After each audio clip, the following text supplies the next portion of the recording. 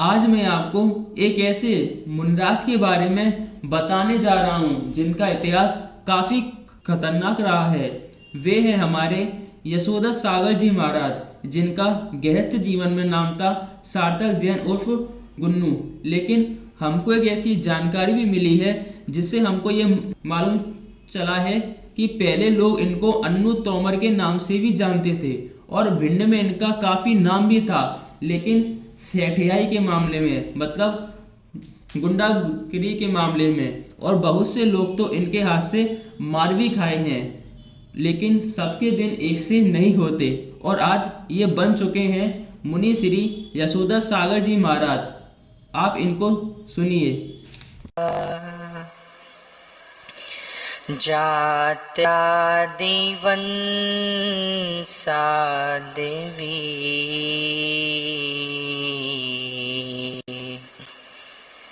हेयोगत्रैषुदिता विमलिता संस्कारे सा सभी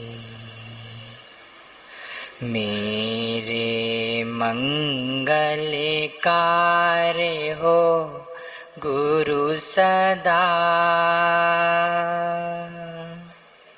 हे देवता दर्श दो,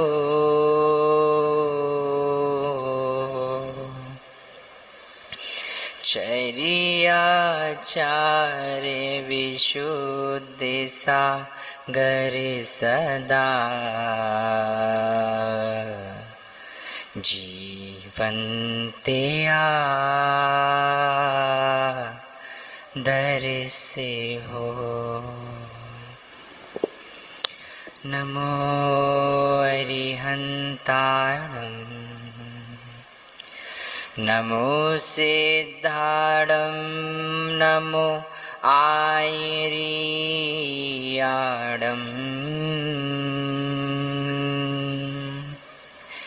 नमो वज्रायाणं, नमो लोये सव्यसाहुणम्।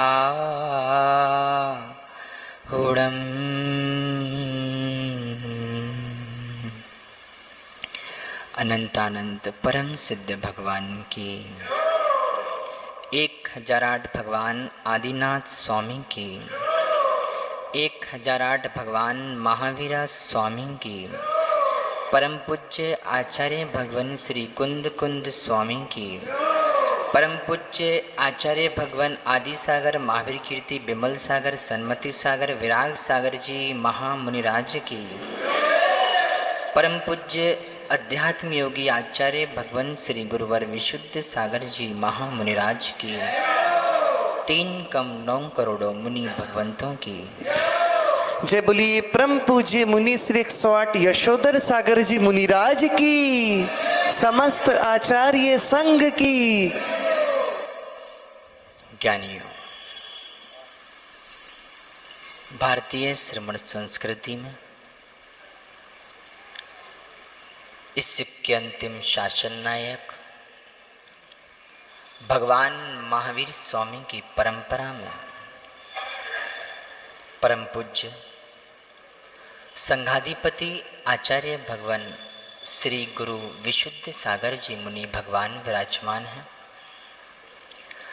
उनके चरणों में अपना नमोस्तु निवेदित करता हूँ और संगस्त सब मुनि भगवंतों के चरणों में अपना नमोस्तु निवेदित करता हूँ। ज्ञानियों, अभी महाराज श्री बता रहे थे कि जब हम लोगों की दीक्षा हो रही थी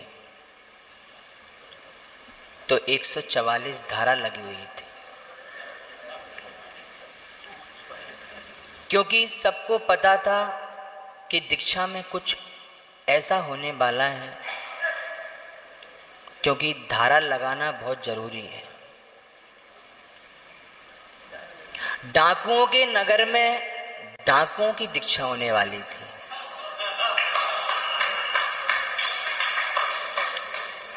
सोनू भाई, डाकुओं के नगर में डाकुओं की दीक्षा होने वाली थी, इसलिए 144 धारा लगाई हुई थी।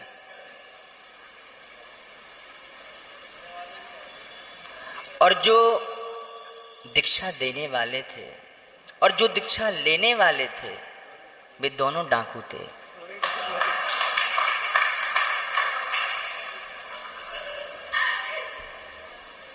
आपने सुना होगा भिंड में मलकान सिंह डाकू का नाम।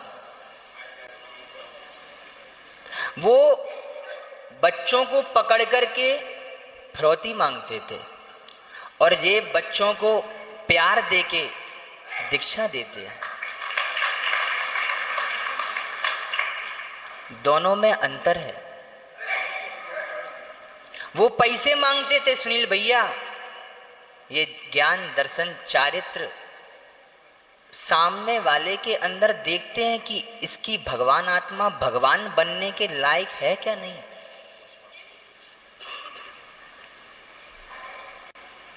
आज तक 7 सालों के संग में रहते रहते मैं आज तक अपने आप को मुनि नहीं मानता।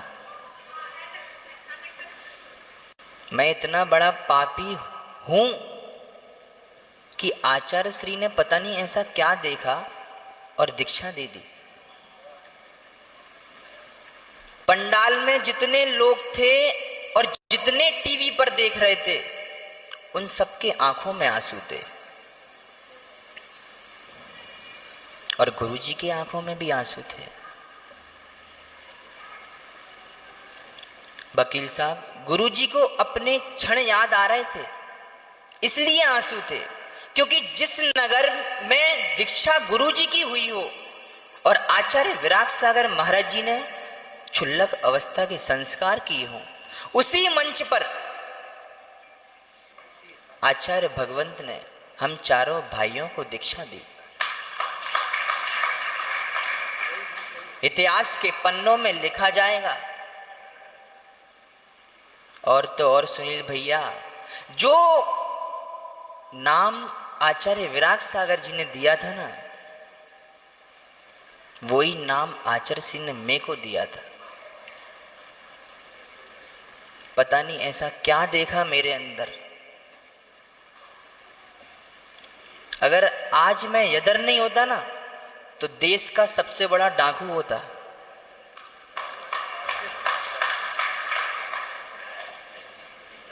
आपको टीवी में देखने को मिलता कि गुन्नू जैन गैंगस्टर। मेरे रग रग में ना ऐसा खून भरा हुआ है कि इतनी एक उतावलापन आता है ना, वैसा आ जाता है। लेकिन इनके आशीर्वाद से शांति का जीवन चल रहा है। और इतने सालों में मैंने मात्र एक ही चीज देखी, कितना भी स्वाध्याय करो, कितनी भी माला फेरो, मात्र विशुद्धि के लिए। और विशुद्धि ही वकील साहब भगवान बनाएगी। जैन दर्शन में मात्र इतनी साधना मुनिराज कर रहे हैं, मात्र विशुद्धि के लिए। समकित सागर जी जीवन में विशुद्धि के लिए इतनी साधना मुनिराज क्यों कर रहे हैं? मात्र अपनी विशुद्धि के लिए। मैं सिर्फ अपनी विशुद्धि को देखता हूं कि मेरी विशुद्धि कैसी है। आपको बता नहीं सकता। जब व्यक्ति अपने ज्ञान से ज्ञान में लीन होता है, उसका व्याख्यान कर नहीं सकता।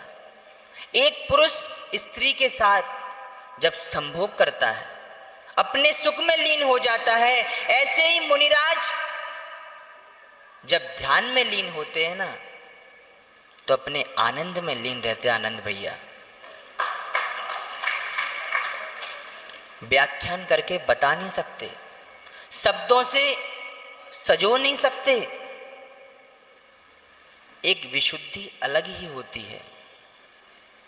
10 नवंबर को हम चारों भाइयों की दीक्षा हुई। गुरु ने हम बच्चों पर उपकार किया और उनकी छत्र छाया में रह रहा हूं। गलतियां तो होती हैं, संसार है, अगर गलतियां नहीं होंगी तो हम भगवान बन जाएंगे। सोनू मोनू, गलतियां तो होती रहती हैं और गुरु का काम है समझाना अपने बच्चों पर, अपने शिष्यों को। ऐसे ही गुरुजी समझाते रहना। और मेरा परम सौभाग्य है, जहाँ आचार्य भगवंत ने दीक्षा दी वहाँ हमको आचार्य श्री ने दीक्षा दी। बस मैं इतना ही चाहूँगा, गुरुवर आपका उपकार ऐसे ही बना रहे और ऐसे ही आपकी छत्र छाया में हमारा अंतिम मरण हो। 4 लाइनों के साथ अपनी बात को रखता हूँ। मैंने जो जो पाप किए हैं वह सब माफ करो, खड़ा अदालत में हूँ गुरुवर, अब इंसाफी करो। मेरे अपराधों को गुरुवर, मेरे अपराधों को गुरुवर आज क्षमा कर दो। मेरा अंतिम मरण समाधि तेरे दर पर हो। कभी भी जब मरण हो तो गुरु के चरणों में आ जाना। कहीं जगह नहीं मिले तो धर्मम शरणम पवब्जामि, धर्म की शरण में आ जाना, तुम्हारा नियम से कल्याण हो जाएगा। मैंने आपको शुरू में बोला था कि आचार्य श्री डाकू हैं, आप गलत मत लेना।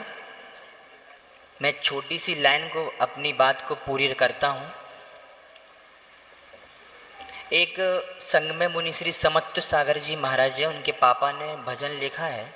जब मेरी दीक्षा हो रही थी तब उन्होंने भजन लिखा था, भिंडे के डकैते को भैया पहचान लो, छोटी कद काटी है इन्हें तुम जान लो। भिंडे के डकैते को भैया पहचान लो, छोटी कद काटी है इन्हें तुम जान लो। सबके दिलों पे डाका डाला सरेआम है। वकील साहब गौर से सुनना, आप लोगों को तो अच्छे से सुनना है। सबके दिलों पे डाका डाला सरेआम है, यही नए दौर के तो यही भगवान है, यही नए दौर के तो यही भगवान है। मोक्ष मार्गियों की देखो गैंग ये बनाए हैं। राकेश पंडित जी, मोक्ष मार्गियों की देखो गैंग ये बनाए हैं। संभल के रहना भैया बड़ौदे में आए हैं। आप लोग अपने बच्चों को संभाल कर रखना, देश के सबसे बड़े डाकू हैं ये। भिंडे के डकैत को भैया पहचान लो, छोटी कद काटी है इन्हें तुम जान लो। उच्चा समय जादू टोना इनको आते हैं, उच्चा समय जादू टोना इनको आते हैं। ताश से छोटे मोड़ा मोड़ी पीछे लगे जाते हैं। सासू की बिटिया से इनको छोटू, सासू की बिटिया से इनको 36 को आंकड़ो, सासू की बिटिया से इनको 36 को आंकड़ो। आचर्षी को देखना आप लोग, प्रवचन में पतियों से ताली बजवाते हैं। भिंड के डकैते को भैया पहचान लो, छोटी कद काटी है इन्हें तुम जान लो। वकील साहब ये 2 लाइन बोल रहा हूं, आप श्रेयांश पंडित जी तक पहुंचा देना।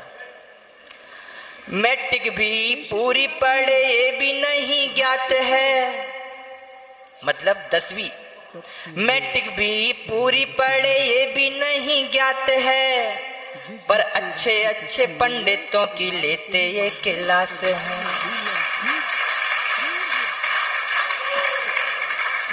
ज्ञानी महाज्ञानी है दादा, ज्ञानी महाज्ञानी है, पंडितों के बाप हैं।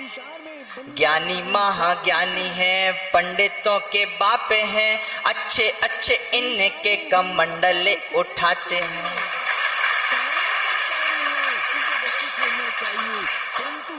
चाहे गरीब हो चाहे अमीर हो, इनके अंदर कोई भेदभाव नहीं है किसी के प्रति।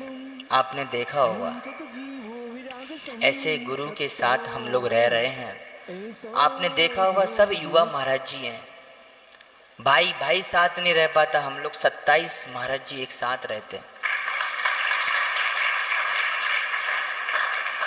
आपने सुना होगा हम लोगों की कभी लड़ाई नहीं होती। इतना प्रेम आचार्य श्री सुबह शाम देते हैं ना, इनका कोटा वैसे ही पूरा हो जाता है। भगवान से प्रार्थना है, भगवान जी थोड़ा देखिए ना, जब आप तीर्थंकर बने, आपके सब मुनिराज गड़दर बने, और भगवान से मैं प्रार्थना करूंगा कि सुब्रत सागर जी मुख्य गड़दर बने। आपने देखा होगा पूरे दिन लिखते रहते हैं, बेचारे दिन रात एक कर देते हैं जिन शासन के लिए, और आपको तो पढ़ना चाहिए। कितनी बेचारे मेहनत करते हैं,